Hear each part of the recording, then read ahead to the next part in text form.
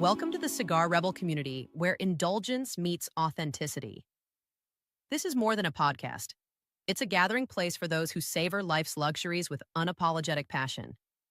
Here we celebrate the fine art of living through rich flavors, bold spirits, exquisite cigars, and unforgettable experiences. Welcome, Cigar Rebels, to the podcast. I'm Mel, and whether you guys are on your back porch, sitting in your favorite cigar lounge, driving home from work, or just getting away to relax and have a cigar, we're glad you're here and glad that you guys waited through all that. Yeah, and I'm Kevin, and we're coming to you live tonight from Wild Cigars in Burleson, Texas. And let me tell you, we are going live 15 minutes late, so thank you all for hanging out, sticking around. We do not know what happened. From all of the data that we got, YouTube was having an outage. There's apparently a live concert going on somewhere right now. Yeah. That's what one site said. Who we utilized said there was no problems. And so interesting scenario we were dealing with just now, but we really appreciate you guys hanging through. We'd love to know what all of you guys are smoking tonight. But tonight we're coming to you live with an episode about misunderstood cigars. Specifically, one of the most persistent myths in the entire cigar world: dark cigars are strong. Right. And that sounds logical. A dark cigar, they normally look heavier, they look richer. It may smell like, that cocoa or earth, maybe the espresso or the molasses in there. But people also assume that it must contain more nicotine. Yeah, absolutely. And to be honest, Mel, a lot of cigar smokers do not know what a strong cigar really means. Often they confuse strength and boldness of the body, the intensity of flavor. They get it all confused. Right. And tonight we're going to be asking the very simple question, and that is, are the dark cigars really stronger? Yeah, and the question that we're really going to talk about and really maybe dig into is we're going to explain what wrapper color really tells you where the cigar's nicotine strength comes from and how to stop judging cigars with your eyes, because we all do it. Right, 100%. All right, Rebels, let's go ahead and cut, light, and settle in. So Mel, cigar. Yeah. So sorry, I'm still trying to deal and figure out this. We're on two different internets, and so I'm trying to make sure our internet doesn't drop off and kick everybody off. Yeah. But why don't you go ahead and let us know what we're smoking tonight, Mel? So tonight we are smoking the Maduro by Montosa, and that has a Mexican San Andreas wrapper, a Brazilian binder, and then Brazilian, Nicaraguan, and Dominican fillers. And this is my first cigar of the day, sadly, but also excitedly. Yeah. So I am excited to light this one up. So what are you getting on the cold draw from this, Mel? I definitely am getting some hay on there. There's a little bit of sweetness to that as well, maybe a little bit of pepper. Yeah, there's a little bit of sourdough, a little bit on there on the cold draw. That hay is there. I could agree with a little bit of the pepper. I'm ready to get this cigar lit. I know you said it's going to be your first cigar of the day, so on a clean palate, I'm sure you're ready to light this cigar. I'm ready. And so, Rebels, tonight's lighting is brought to you by the Elevated Humidor. Some moments deserve more than just passing by. They deserve to be celebrated. That's the philosophy behind the Elevated Humidor. Born from a passion for hand-rolled premium cigars, TEH blends world-class tobaccos from the Dominican Republic and Nicaragua into cigars crafted with tradition, precision, and purpose. Whether you're marking a milestone, closing a deal, or simply taking a well-earned pause, the Elevated Humidor turns a simple moment into a lasting memory. With 4 distinct collections crafted to satisfy every palate, there's truly something for everyone. Explore the smooth refinement of the Velvet Collection, the elevated sophistication of the Elegant Collection, the timeless character of the Core Collection, or the flavor experience of our Infused Collection. Visit your preferred tobacconist and ask for the Elevated Humidor by name. If you don't find us on the shelf, our premium collections are available online through our trusted retail partner, Two Guys Cigars, bringing exceptional craftsmanship and unforgettable experiences directly to your door. The Elevated Humidor. Celebrate life the elevated way. As always, thank you to our sponsors. Now we have got our cigars, I think, mostly lit at this point. And first cigar of the day, it's hitting quite nicely. Yeah, and so from my perspective, the first couple of draws, that initial barnyard really pulls through, Mel. There's a little bit of that pepper I'm getting on the lips. Maybe more of a black pepper, a little bit of a rich coffee. But so far, the first couple of draws are fantastic on this cigar. It has the coolness, I feel like, of like a coffee bean. You know, if you've ever had just like a coffee bean, you know, it has that like kind of cool coating, but that like not bitter coffee flavor, not like that, but that unique coffee flavor if you just have like the bean. That's kind of what it reminds me of. No, I could agree with that. Absolutely. Definitely on there's a little bit on the finish on the retro hell. It's weird. A little bit of that leather, a little bit on the retro hell. Yeah. But man, I'm ready to get into the episode tonight. We're running behind, doing well. Want to say a couple of shout outs to a few people. The Kilt Man is here. Alex is here. Great to see you. Yo, Kilt Man. Leslie of the Corn is there. We've got Douglas with us tonight. Popcorn. Not a Clever Man said he was at Stories earlier today. And normally we shoot the podcast from there, except for when we're traveling, which is only about half the time these days. Yeah, true. But like I said, coming to you live tonight from Wilds. Want to give a shout out to Nathan and Chris and Kim for letting us use their podcast area. Was hanging out with Nathan earlier today. Mel and I are traveling up into the Fort Worth area this next week with a lot going on and needed somewhere to land. So Mel, why don't you jump into our notes tonight? Let's get rocking. We're talking about misunderstood cigars, and tonight's topic is dark cigars. Right. So as we've kind of talked about, and you had said a little bit before lighting the cigar, that a lot of the cigar smokers, they don't actually understand strength and flavor intensity. And really, there's nothing wrong with that. It's an easy thing in the cigar industry, especially as you're starting out, to be confused about. So we want to really help educate all the rebels out there and help cigar smokers make better choices, or the best choices for them and for their palate. Yeah, absolutely. And far too often, dark cigars are automatically considered to be strong. Meanwhile, light colored cigars or Connecticut cigars are often just immediately considered to be mild. And they're really kind of the dark cigar's flavorless cousin. Right. And normally we build some background and then kind of get into the central question in the episodes like this one. But tonight I want to jump kind of off the cliff right away and just talk about, are dark cigars stronger? Yeah, and so the really easy answer to that is yes or no. Right? Some are, some are not. In the same way, some lighter colored cigars are mild, others are not, Mel. Right. The blend really is going to determine that cigar's strength. So that's going to include the wrapper, the binder, and also the filler. Yeah, and what is or why is the overall blend so important, Mel? So the blend, it's not simply what the priming or leaf is used. It also takes into consideration a lot of items like the tobacco varieties, the growing region it came from, the leaf position, that fermentation process in there, the blend proportions, and also another big one is the vitola of the cigar itself.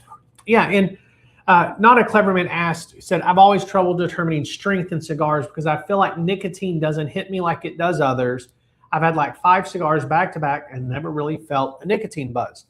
And so that's one of the things we're going to dive into tonight and talk a little about is that how you process nicotine really changes if a cigar is strong or how strong it is.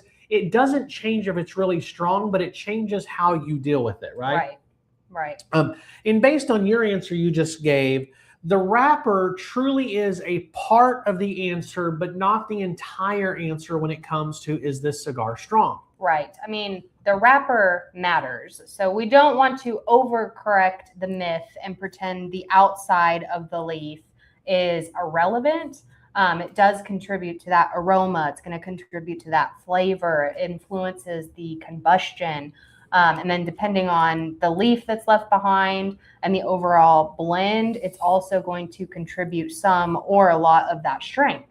Yeah, absolutely. Because the wrapper cannot tell us what's in the blend of that cigar, which, as you just said, has so much of an impact on the overall flavor profile, body, complexity, and of course, strength. Right. And most of the tobacco in a cigar, that's going to be found in the filler. And then you have the small portion in the binder and an even smaller portion in the wrapper. So the filler, for tonight's purposes, like the filler blend, it has a major influence on how much nicotine that smoker is going to experience. Yeah, absolutely. And this is where the simple retail shortcut becomes dangerous, Mel. Right. Someone walks into a shop and says, I want something mild, and they immediately start looking through the light wrappers that they have in the humidor. Right. Right. And then someone might say that they want something strong, and they search for that darkest, oiliest cigar I can find, or they can find even, really. Yeah, absolutely. And there's a lot of chat about the Perdomo Champagne being a deceptively strong cigar. Ray said he's been exposed to some dark cigars, and even though I was told they were strong, but I enjoyed them and didn't feel that the strength was a problem. And that's absolutely this thing. Popcorn says you're absolutely correct. It's really interesting because we've seen it and we've experienced it far too often and at events. And based on the examples that you kind of gave, you might end up leaving with the wrong cigar in that experience. Right. Someone walks in and they want something mild, so they give them a Connecticut. They want something strong, they give them a Maduro. Mm-hmm. But that's just such a generic approach to understanding what the cigar smoker really wants and also understanding tobacco as a whole. Right. And so what happens is people end up getting a cigar, they don't enjoy it, it's too strong, it's too mild, and man, it's tough. Right, right. And we're not hating on shops at all. I mean, we have seen some smokers who are going to know better and will only smoke those darkest wrappers as they love that strength. Then they pick up a very mild and a very flavorful Maduro, and it's like, whoa, like, you know. Yeah, absolutely. And here's the simplest rule for tonight's episode, okay, Rebels?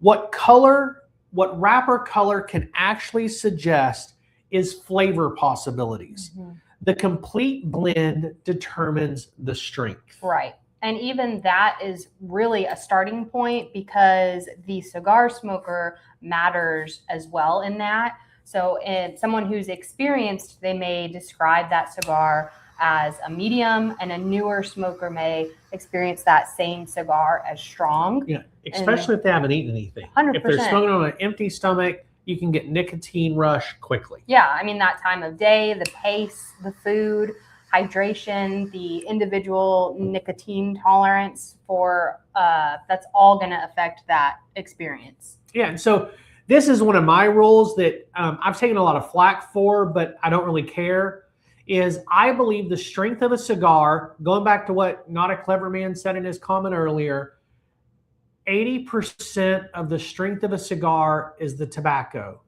20% is how you encounter it that day. Right, 100%. Those are all good points. And so I want to kind of spend a moment here on the strength, the body, the flavor, and complexity.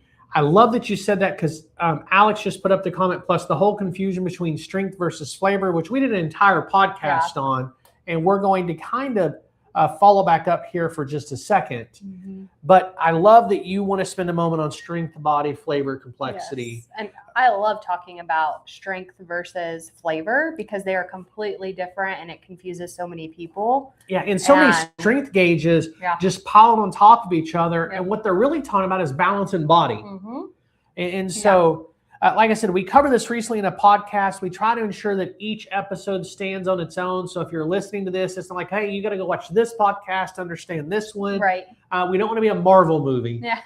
Like the new Doomsday or whatever's coming out. And they're like, here's the 9 Marvel movies. You got to go back and rewatch and watch them in this order so that you understand what's happening. We don't want to do that. Right.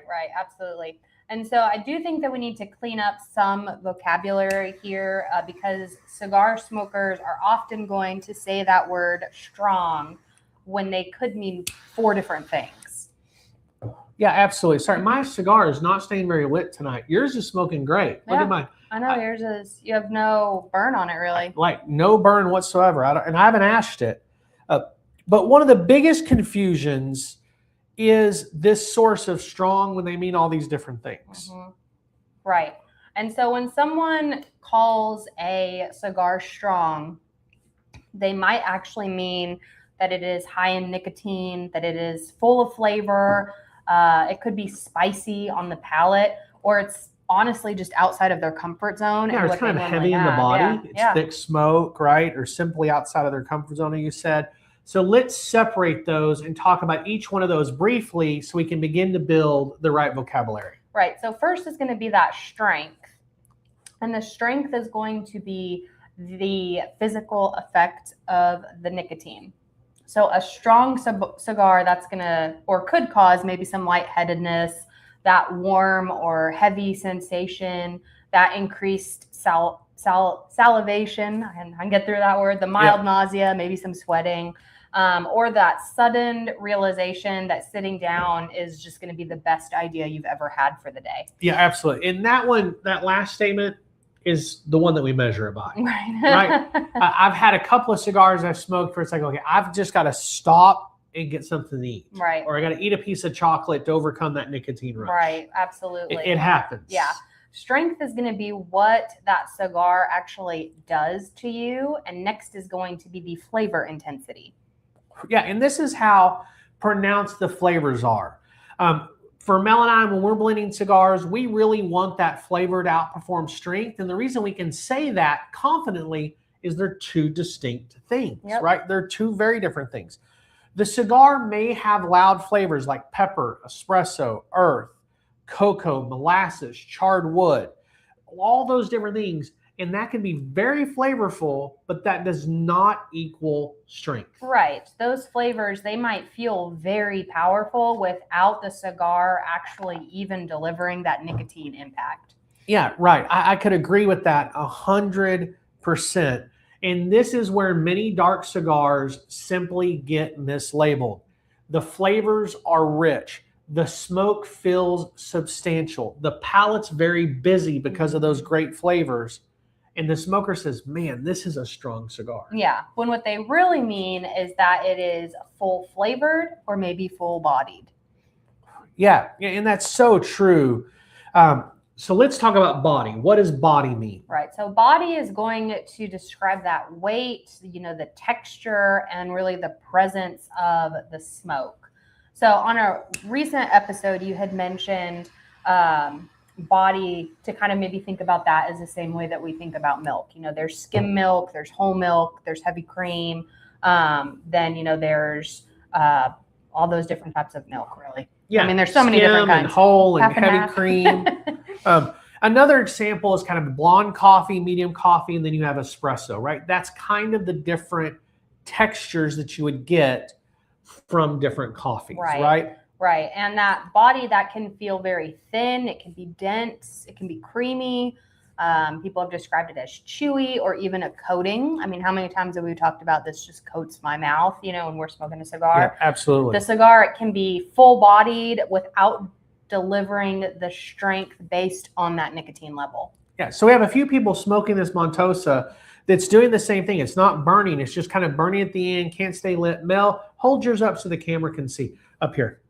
I'm looking at this so I can see it. Sorry, no. So you can see she's got a good ash. So for those rebels watching and smoking with us, because this Montosa normally burns perfectly. I've actually never had this happen. We've got a few of you guys doing it. All these came out of the exact same box. So here's what I did. I took my lighter And I actually went about a 1/4 inch up the wrapper and just burned the wrapper. And now mine is starting to build ash and burning a little bit better. I've got more smoke production. I don't know what happened with this box. Mel's came out of the same box as y'all's did. Yep. But getting right back to this. So interesting. Richard, who did not get a cigar from us, that I smoked one today and the same thing happened. Very interesting on that. And Popcorn says Montana has, his Montosa has a tight draw. And so absolutely an interesting scenario. Mm-hmm. So as you talked about, a cigar can have a very full-bodied without delivering strength. On the other hand, a cigar can be light while the cigar can be strong. Right. It can have a very light body and a heavy nicotine. Right. Some people mentioned the Perdomo champagne. I feel like that's a light smoke with some strength. I know you don't feel like it's as strong as other people. I don't. But you also like the Neanderthal Yeah. and the M81. And you can smoke the world's strongest cigar first thing in the morning and don't think there's anything to it. Or a HVC hotcakes and think there's nothing to it.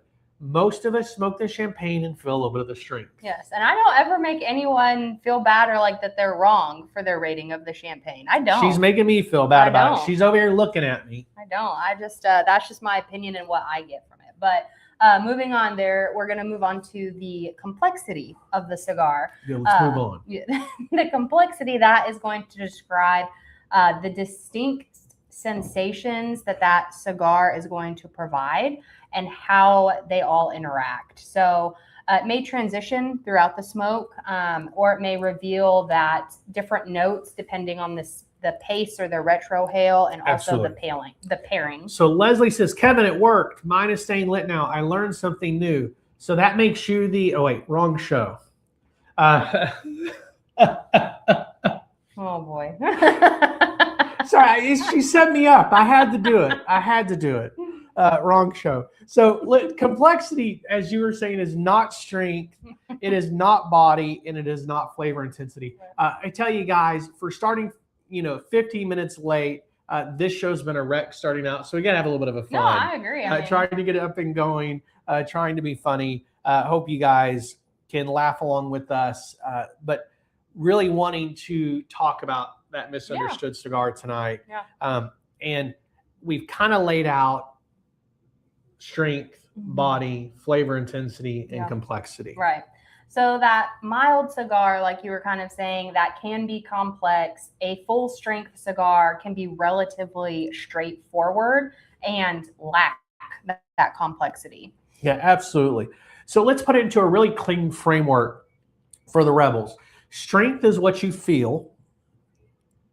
Flavor intensity is what you taste. Right. Body is how the smoke feels. Right. And complexity is how much experience kind of is revealed in transitioning throughout, how many different flavors, or if the flavors transition throughout the smoke. Right. That really needs to be on a card for every tobacconist to use to educate cigar smokers. We need to make some of those, some 100%. Cigar Rebel ones. Yep. Because once you separate all of those ideas, the dark cigars, they become much more easier to understand.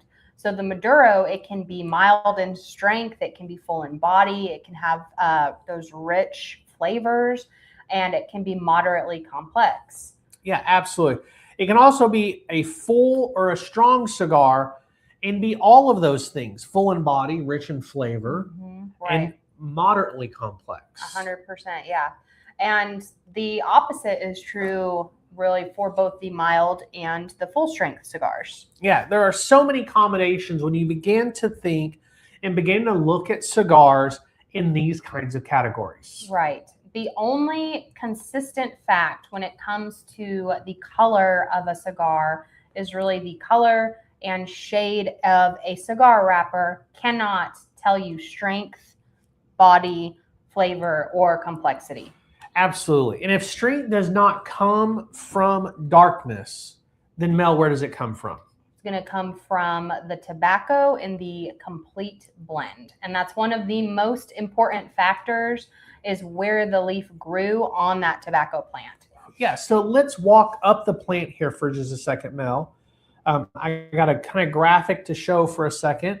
And so this is a tobacco plant and the different primings, right? Yep. So why don't you walk us up it? So leaves from the lower positions generally are going to receive less sunlight, and they are on the plant for that shortest time period. And that's the Velato, Yes. right? Yep.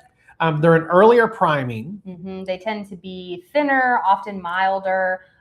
These lower primings are sometimes called the Velato, as you just mentioned, although terminology and use really can vary by the country and also the producer. Right. So Velato is very useful for combustion depending on the blend. And you see Velato more in Gordos to help bring that combustion. Right. And so moving higher, you find those Seco leaves, and these can contribute the aroma and the balanced flavor.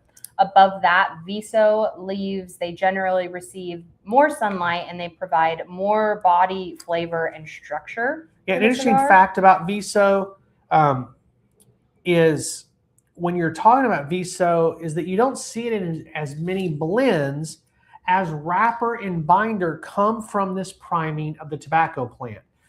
The finer, nicer, higher quality leaves become wrapper, and a little bit more damaged, maybe there's a little hole or rip or not as robust in color, often become binder. Right. And since more of it is used for those portions of the blend, you see it less often in the filler. So moving up the plant near the top, that Ligero, that is receiving the most direct sunlight, and they tend to be thicker, slower burning, and higher in nicotine. Yeah.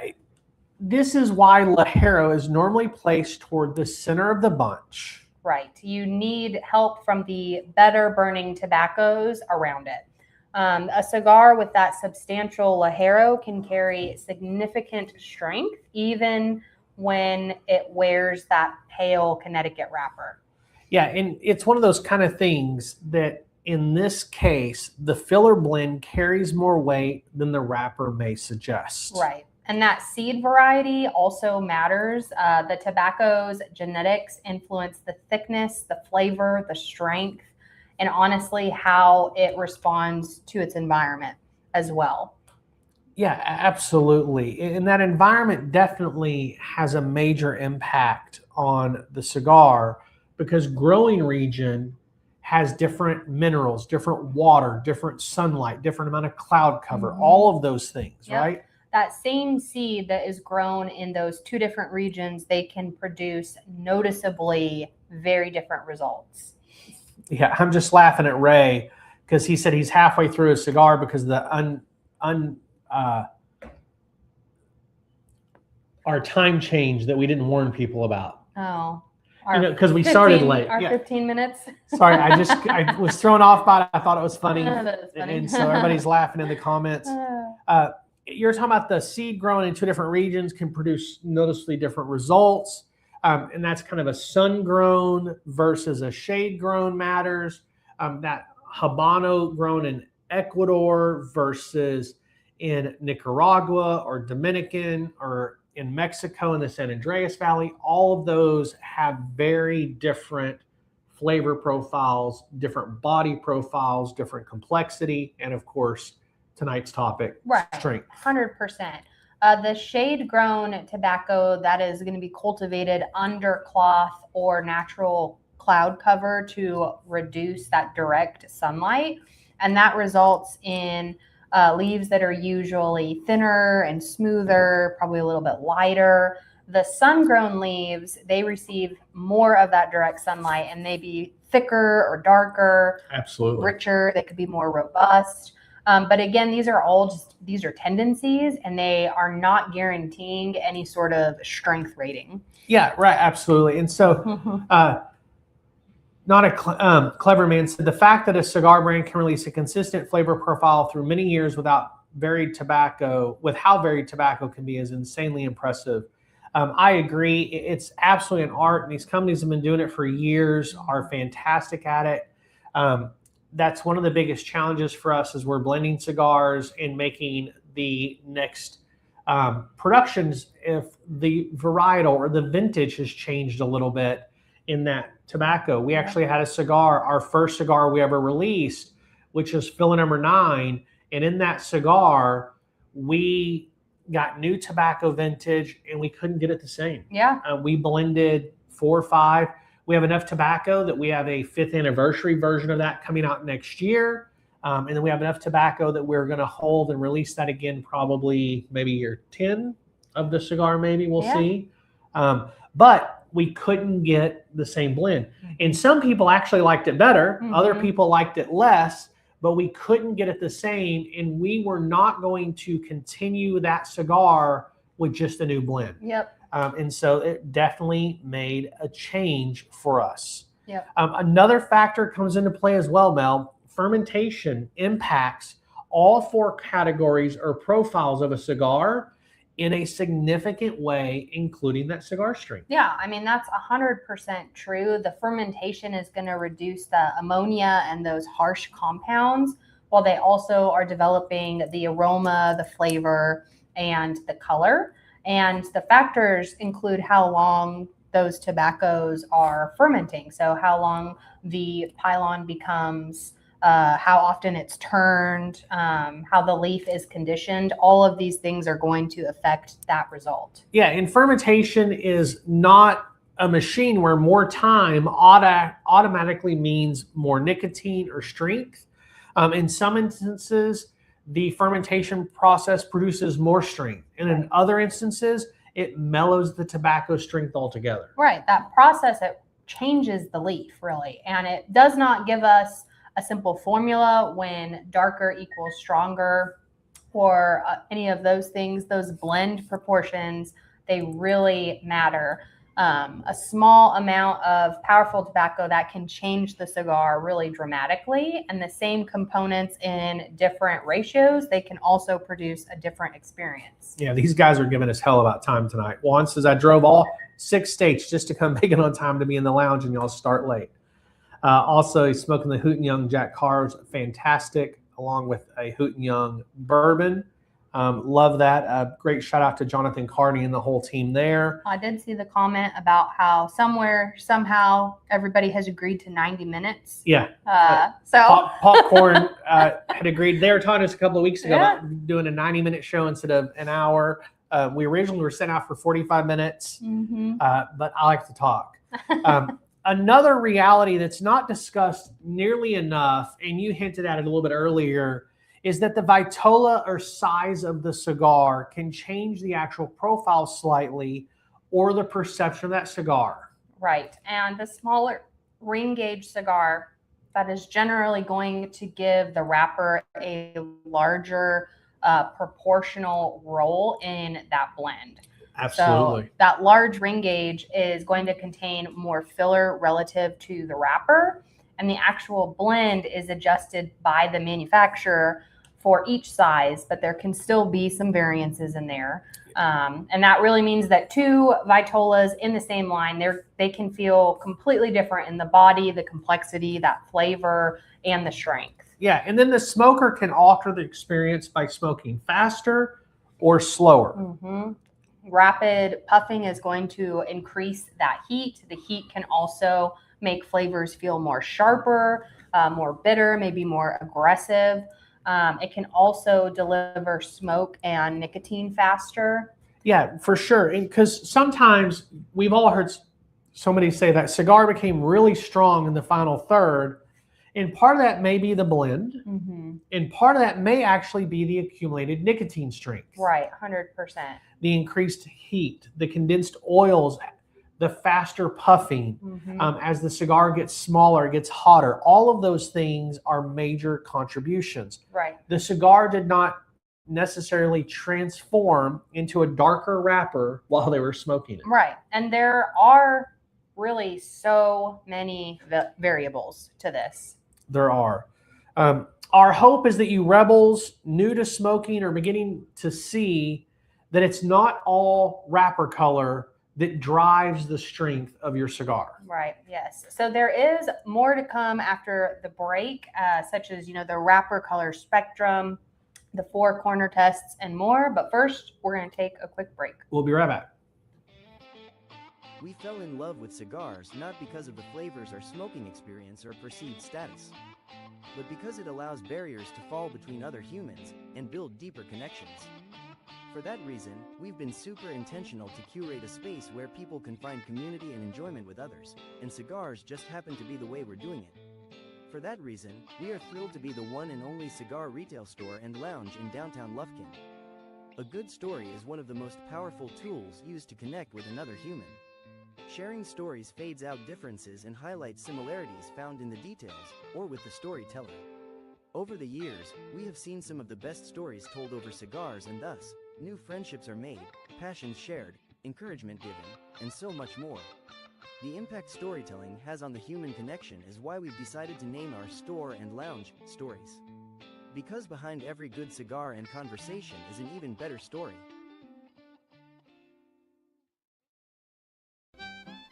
Back in 1905, under Montana skies, 100 satin factories rolled smoke for a while. Reminders of ranchers' life, one and grin. Now Big Sky Cigar is bringing that spirit back in. Yellowstone River to the bold bighorn flow. Madison, Beirut, Blackfoot, we know. Pine Leaf from Nicaragua, San Andres, Tuba, Ecuador rolled up.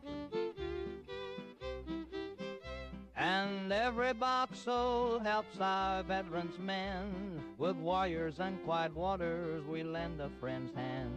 It's heritage burning in every draw.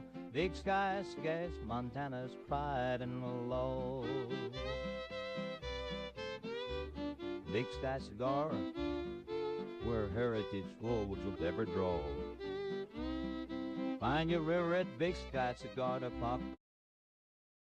As always, thank you to our sponsors. Let's go ahead and take a look at upcoming shows. So next Monday night, we have a great episode for you guys. Industry discussion. We're going to have Tony Rollins with Steel City Cigars live with us at Story Cigars and Lounge. We're going to be smoking the Bell Ringer by Steel City Cigars. As a reminder, all of these cigars are in your Rebel pack. You can get that at the Elevated Humidor's website. Click on the Cigar Rebel at the top and scroll down to the bottom and subscribe. Yep.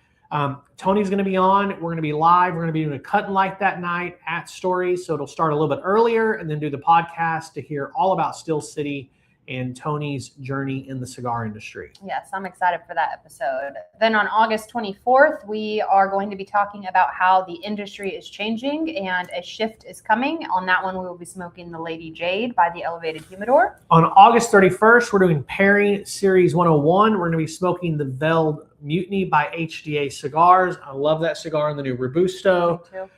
And that pairing night is going to be snacks. And Leslie had asked about letting them know.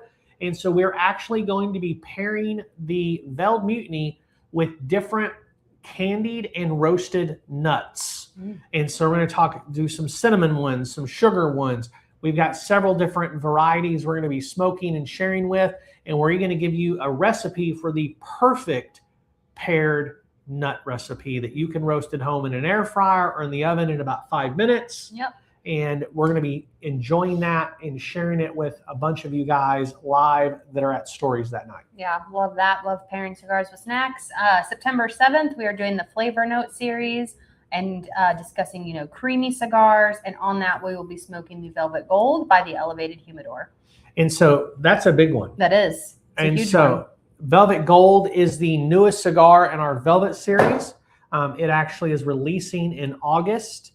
And so that's going to be an exciting one to do. And so all you Rebel Pack subscribers will be getting that early and having a advance opportunity to smoke that cigar. We will have it for the people to come in and smoke at the lounge that night who join us live. Yeah. As always, if this is your first time watching, please feel free to go ahead and click that subscribe button if you're watching on Facebook or YouTube. You can also always get this on all of your streaming platforms, either it be Spotify, Amazon, Apple, and you can subscribe. If you are listening to this on the replay or watching the replay, we would love for you to go ahead and comment hashtag replay fam and let us know what you were smoking and pairing while enjoying the show. Yep. So Mel, checking in on the cigar, you're much further in than I am. What yeah. are you getting on the cigar? I was trying to put it exactly what I'm getting. I am not, on that retro or on that cold draw, we were getting, some barnyard in there, maybe a little bit of sweetness. I am not getting a lot of that when we first lit it. We talked about those underlying coffee notes. Yeah. That to me, for this time smoking the cigar on a completely clean palate, is what is sticking out the most. It's going to be that, that cool, crisp coffee, or maybe like the almost like not an unsweetened baking cocoa, but along those, that's what I'm getting from it at this point. Yeah, so I've had several relights, and normally my rule is if I've had to relight it 3 times, I'm setting it down and moving on. Trying to get this. I've smoked a lot of this cigar. I've probably smoked a box this year. Yeah. And so I don't want to set this down. I'm wanting to honor it on the show tonight. With the relights, there's a little bit of harshness, but it's because of the relights. Yeah. But on the palate, there is that bittery cocoa. I would call it almost a really dark, like an 80-90% dark chocolate. And on the retro hell, I'm picking up just small hints, very, very small, of kind of roasted nuts. Normally, I put in my notes, hey, normally I get some cedar. I'm not picking that up tonight. I think that's the relights. It could also be, we've had technical difficulties across the board tonight. The ventilation in this room stopped working about 10 minutes before we went live, and then the show wouldn't go live. And so it's just one of those funny things, but I'm enjoying it still. I've enjoyed this cigar a lot. I'm not getting it tonight. I'm curious if anybody smoking this with us live is getting this. Are you getting any type of maybe sweet caramel or even kind of a nougat or a nugget, however you say that, whatever's inside a Snickers or a Milky Way? I've gotten that in the past, but I'm not picking it up tonight. I think it's the relights. Yeah, I could see that. Normally I get some of those flavors in the cigar as well. This, like I said, this is the first one where that dark chocolate is very present for me throughout. No, and that's great. And I love the dark chocolate. Leslie asked earlier, dark chocolate without peppery notes. This is one that typically doesn't have a lot of peppery notes for me. It's there on the cold draw, but it's not in the smoke. But tonight, that pepper was there in the first little bit, and now it's kind of muted and gone away. But let's get back to the topic, but let's jump right to the heart of the conversation tonight, and let's deal with the word at the center of a myth. Dark cigars are stronger. So Maduro, the word Maduro, Mel, what does it mean? So Maduro, it is Spanish for mature or ripe. So in cigar language, it generally describes a darker wrapper that has undergone the growing, the curing, and the fermentation necessary to develop that color and also those flavors. But Maduro, it's not just one seed. It's not just one country. It's not one exact production recipe. And it's not a universal strength rating by any means. Yeah, and when a cigar band or description says Maduro, it tells us about the wrapper's appearance and processing with some hint toward potential flavor notes. Right. It does not tell us the complete blend. There are many tobacco varietals that may be processed in Maduro, and that could include, Connecticut broadleaf, San Andreas, Brazilian Matafina, Habano seed tobaccos, any other sufficiently durable leaves. Yeah, absolutely. And so why do Maduro wrappers tend to come from leaves that are thicker and hardier? That's really because the extended fermentation requires the leaf that can tolerate the heat, the moisture, the pressure, that handling in there. Thin, delicate leaves, they may not survive the process in the same way. Yeah, absolutely. Those thinner leaves just can't really handle all of it takes to become a Maduro in color, in ripeness, in flavor.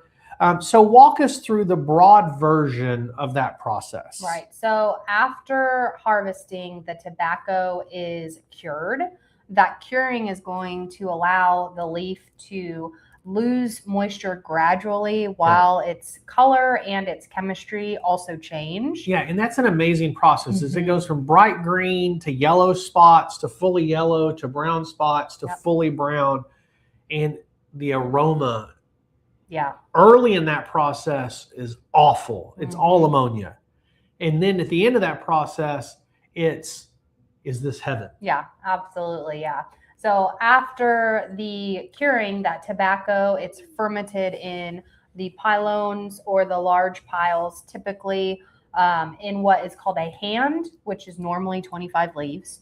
And then the moisture, pressure, and the naturally generated heat, they drive that fermentation. And the workers, they really monitor the temperature, and they periodically are going to turn or rebuild that pylon so the tobacco, it's all going to ferment evenly. Yeah, and watching them do is they pick up each hand and shake it and then pile it on the next pile. And they move that whole pile of 2,000 pounds of tobacco leaves from one pile to the next. It's a work of art. It is. It's beautiful, right? Yeah. And Maduro wrappers generally receive enough fermentation to become darker, smoother, and more developed. Right. And there are a few ways that a cigar can be fermented and processed into a Maduro leaf. But really, for tonight's purposes, we're going to leave it at fermentation. That process that's going to help reduce the harsh compounds and that develops the aromas and flavors that are associated with the cocoa, the coffee, the molasses, maybe dark fruit, the earth, pepper, toasted sweetness, all of those things. Yeah, and there's so many different unique flavors that come from Maduro wrappers based on the varietal as well as the growing region.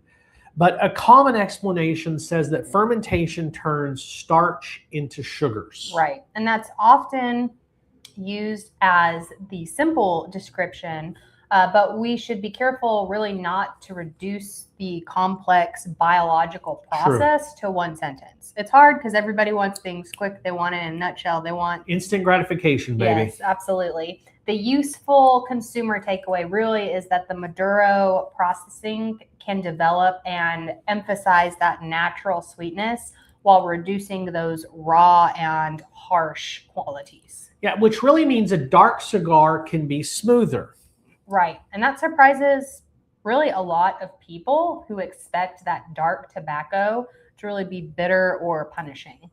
Yeah, some of the most natural, sweetest traditional cigars in a humidor wear a Maduro wrapper. Right. They can be naturally sweet, naturally smooth, and bring these really light, mild flavors that have is that natural sweetness or that natural cocoa or chocolate comes from a Maduro wrapper. Right. I mean, rich, that doesn't mean rough.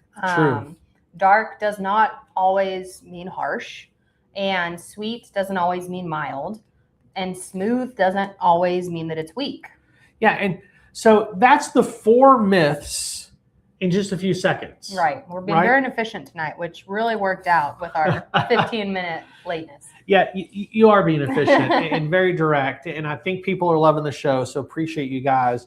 So Mel, tell us about a scuro. What is a scuro? So a scuro is generally described as an especially dark wrapper, and it may appear deep brown or really nearly black.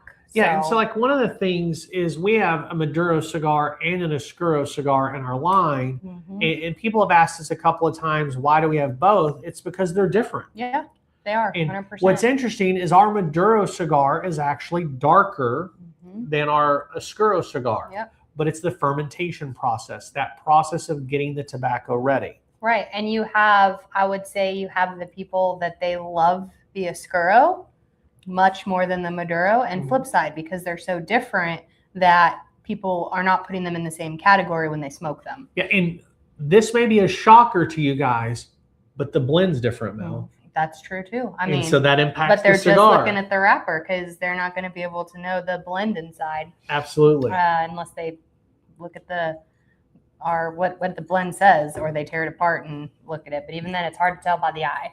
Yeah. So like Maduro, the Oscuro, it's not an automatic strength rating on there. It can indicate that a heavier looking leaf and a more intense flavor possibilities in there.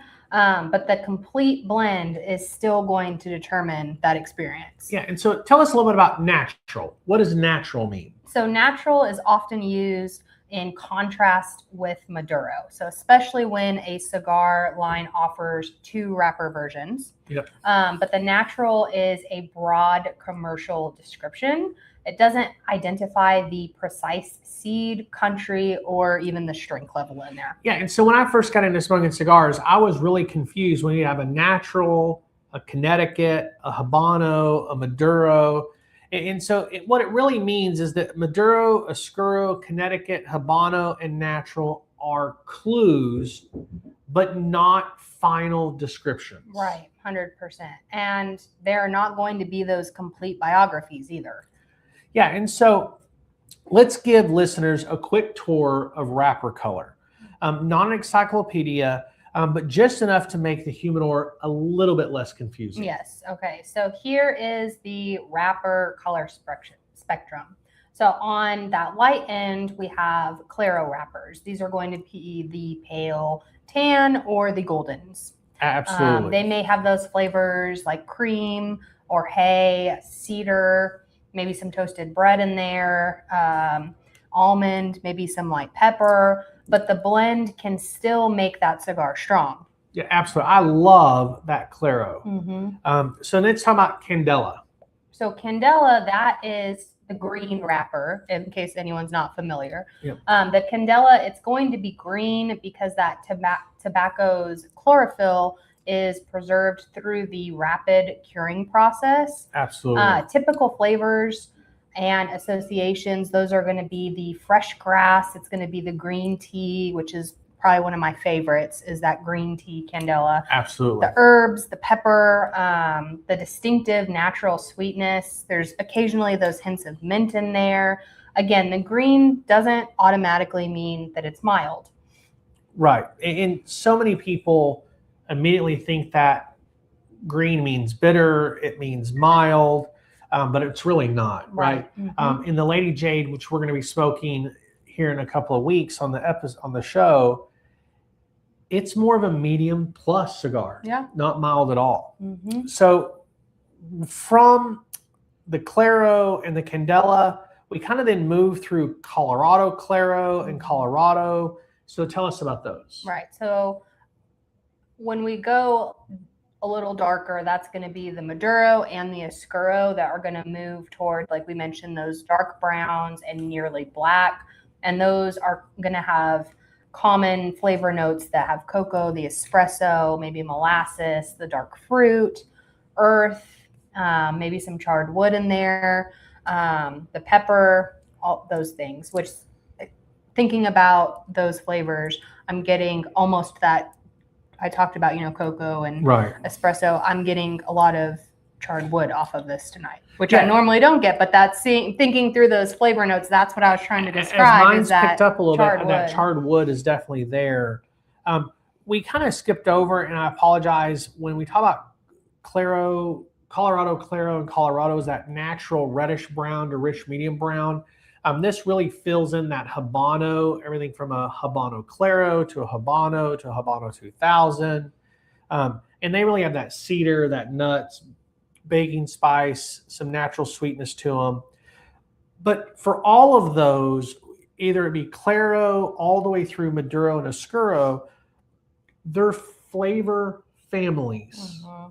They're not nicotine reading. Right. Yeah, exactly. You can kind of think of the color as a clue to how that wrapper is going to taste. Yeah. So I want to talk a little bit about how we can make this myth impossible to forget for you rebels out there. And I like to call it the 4 corners test. Mm-hmm.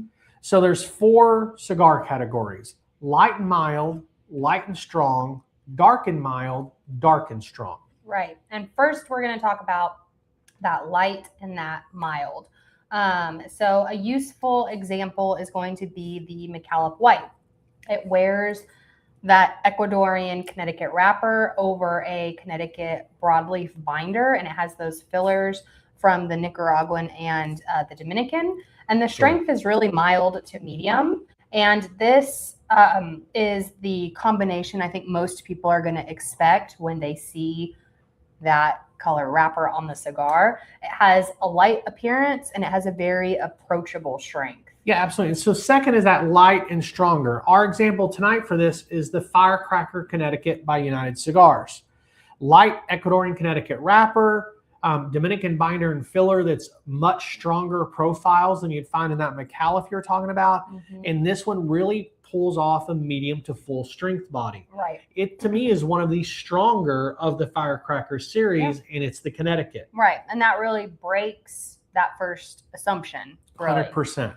So then we're going to move on to the dark and the mild to medium. So our example there is going to be the Arturo Fuente Grand Reserve 858 Maduro. It's a mouthful. I know. I always seeing it, like thinking through it, like I always want to call it the 858 because that's what it's called. But in my head, sometimes seeing it, I just want to call it the 858, but it's 858. I always try to. And to me, when I talk about it, I talk about the Fuente 858, but we wanted to give the whole name tonight so that if you want to go find it and smoke it, it would be doable. Yep. And that one's got that Connecticut broadleaf Maduro over those Dominican tobaccos.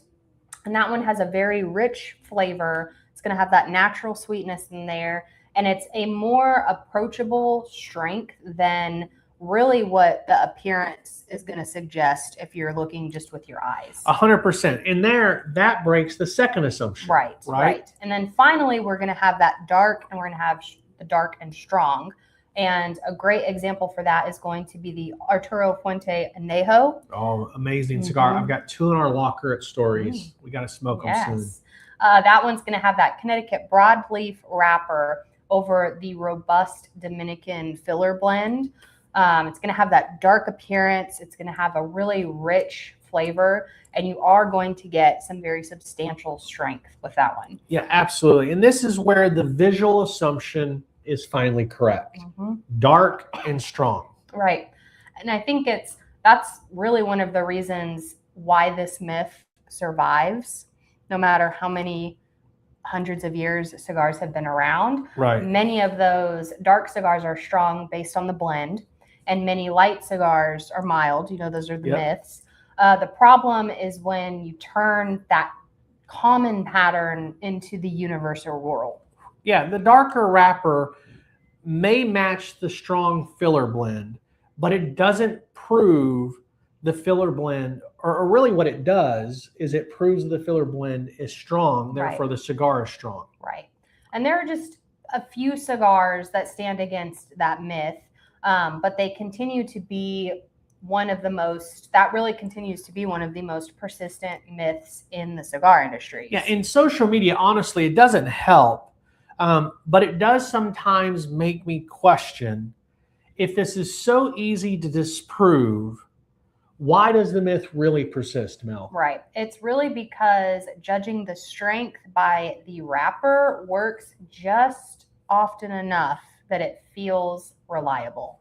So true. Yes. So manufacturers often are going to pair dark wrappers with those substantial filler blends. Yeah. They want that darker wrapper. Then the appearance, the flavor, then the darker and richer branding comes with it. Right.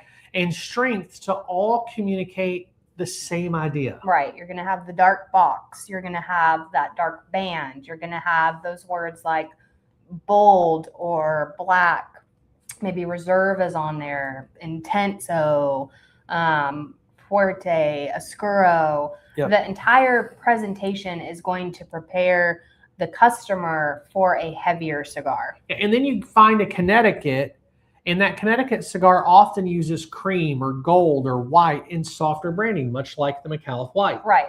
And that visual language, it really reinforces that expectation. It does. Like everything's built to lead you toward mild or built to lead you toward strong. The flavor creates another problem. Dark cigars often deliver flavors people describe as heavy: espresso, dark chocolate, earth, leather, molasses, black pepper. Those flavors, they might feel more intense, and the smoker interprets intensity as the strength. Yeah, and the reality is the nicotine impact might be mild or moderate, but the flavors drive that expectation or that description. Right. Then there's also the beginner recommendation tradition. And that's going to be for many New Year's, the smokers were told, start with a Connecticut, then move to the Habano, then graduate to the Maduro. Right. And which, total side note, I hate when people talk about graduating to other cigars. I feel like sometimes it can make people feel like they need to up what they're smoking, or what they're enjoying is not good enough because they have to graduate to something else. But it is a very common word everywhere. It's a great way to be like, oh, well, you could graduate up to this because you love this. But yeah, absolutely. Try something new because you want to, but don't feel like you have to. Yeah, and they treat cigars as if it's a video game. Right. So level 1, you're going to have that Connecticut. You gain just enough experience to take you to the next level. Yeah, level 2 is Habano. Right. And now you're ready for the final boss, which is going to be that Maduro. Right. And if you defeat the Maduro, you've unlocked the lounge jacket that you get. I'm still waiting on my lounge jacket then. If that's what we're doing, I'll take my lounge jacket now. Yeah, but video games are built that way. They're built to let you build a little bit of experience just so you can face the next set of challenges in the next level, and so on and so forth, till you've developed enough skill to meet the final boss. Right. We treat cigars that way as cigar smokers, as tobacconists, as people who want our friends to try the cigar. We start them here and we try and build them up to it. And it's really wrong, right? And that problem is the progression. It, I think, leads to that confusion, that color with strength and strength with sophistication. Right. And a person does not graduate from mild cigars. 100%. I think mild is a preference. It's not a beginner stage at all. Experienced smokers, they may love mild cigars because they appreciate subtlety, balance, and aroma. We talk about, I like more stronger strength cigars or whatever, but I really enjoy a mild cigar. A lot. I mean, I go back to those mild cigars all the time. And a new cigar smoker may actually prefer full flavor, and they might actually prefer full strength. The goal is to match the person to the cigar, not move everyone through the same ladder. Right. And I think social behavior, it also reinforces the myth as well. People like the simple rules, dark equals strong. It's really easier to remember that than to maybe evaluate or look at that complete blend, the tobacco, the varieties, the primings, the proportions in there, the processing, the vitola, and then, of course, your personal nicotine tolerance. Yeah, absolutely. And that's like Not a Clever Man talked about earlier about not having the nicotine impact him. So, Mel, we've spent a lot of time explaining the wrapper color tonight. And the wrapper color cannot tell us some things. But before we wrap up tonight, I want to talk just for a moment, what can wrapper tell us? Right. It can help set up those flavor expectations. A Connecticut shade wrapper, that can suggest the cream, the cedar, the hay, maybe the toasted bread, the almond, that mild pepper in there. Right. A Habano wrapper may suggest its flavor notes: cedar, leather, earth, red pepper, baking spice, that natural sweetness, almost caramelization type of flavor. Right. And that Maduro wrapper, that can suggest the cocoa, the coffee, the molasses, the toasted sweetness in there, the dark fruit, the pepper. Yeah, absolutely. And along with the oiliness and also the sheen that comes with many Maduros. I love that. You are establishing a fuller and a pleasant mouthfeel to the experience. Yeah, but the most important thing you said tonight in the entire podcast is something the Rebel should know. May suggest is doing some important work. Yes, 100%. These are tendencies. The country, the seed, the processing, and the age, they all have major impacts on how the wrapper presents itself to the cigar smoker. Absolutely. And additionally, as we have already said tonight, the entire blend can move the strength and the body and the flavor really in different directions. In so many different ones. And we don't want to leave out aroma and combustion. The wrapper definitely contributes to the aroma of a cigar. Right. And really, in my opinion, it's oils and combustion. They influence the overall aroma notes and the smoker's aromatic experience. Yeah, and talking about combustion, the wrapper must burn in harmony with the binder and filler. Its thickness, its elasticity, moisture, fermentation, and preparation all matter in ensuring your cigar burns perfectly. Right. I think the wrapper definitely deserves the attention that it gets. We just want to make sure that it is getting the right attention. Yeah, 100%. The mistake is asking the wrapper to answer all of the questions about the cigar and not considering the blend. Right. And so one last thought for tonight, that smooth and balanced does not mean that the cigar is going to be mild. A strong cigar, it can be very smooth and balanced, giving that false sense of strength. And then it hits you 20 to 30 minutes into your smoking experience. I've been there. Yeah. I had to walk across the street, across the parking lot to grab a bite to eat. I'll tell you tonight, this cigar is more on the mild to medium to me, but it's hitting me a little strong tonight.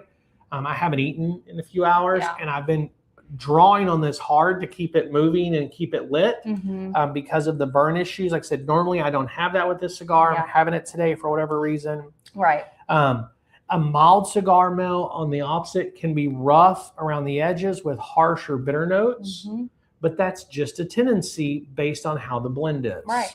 Right. And like you said earlier, each characteristic can be so true of dark and light colored cigars. Right. So Rebel is there. You guys have it. The misunderstood cigars. Dark cigars are not always strong and light cigars are not always mild. And the industry pushes toward medium to medium full cigars. Absolutely. And there are outliners in each category. Absolutely. So Rebels, we hope you've enjoyed tonight. We're going to have another Misunderstood here in a few weeks. And we're going to talk, just like some of our other series with Developing Your Palate, Tobacco 101 series, the pairing series we're doing. Yep. We're going to do a little bit of this flavor notes series. Misunderstood's going to fit into that. So just about once a month, we'll have one of these 101 series to kind of keep giving you some updates. And it's really around education. Right. How do we educate the Rebels out there? For you guys that are real enthusiasts or aficionados and have been smoking for a long time, these are just reminders. For those that are new to cigars, this is how you begin to build a palate and understand so that you're making better choices and not simply going off of visuals. It's the old thing, don't judge a book by its cover. Do not judge a cigar by its wrapper. 100%. So Mel, what were your final thoughts on the Montosa Maduro tonight? It's distributed by United Cigars. So I just finished it. And for me, the flavor notes for me stayed very similar throughout, which I think I mentioned when we talked about it last time. The flavor notes did intensify for me a little bit more as I got towards the end. So it was the same flavor notes, just more there. Yeah. So mine really carried through, but unfortunately the consistent relights definitely had a lot of problems with the cigar. I said it's not normally with this cigar that I see, but definitely an issue there. But overall, I enjoyed it. The coffee bean was there, the dark chocolate, all the things that I was expecting from this cigar. I missed some of the notes that I enjoy with it. I'll smoke another one tomorrow and see how it goes. Yeah, right. Well, that is, I think, all for tonight. Thank you guys so much for joining us. If you liked this episode, please leave us a review, share with your fellow cigar lovers, and hit us up with any topics you want us to cover in future episodes. Yeah, if you're watching this or listening on replay, go ahead and drop us a comment, as I said earlier, #ReplayFam, and click notify button so you don't miss any episodes.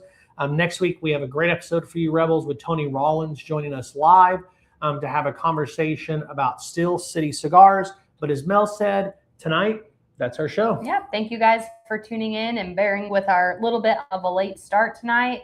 And don't forget to subscribe and leave a review. And until next Monday at 7 p.m. Central Time, keep your cigar lit, your ash long, and your palate curious. Good night, Rebels.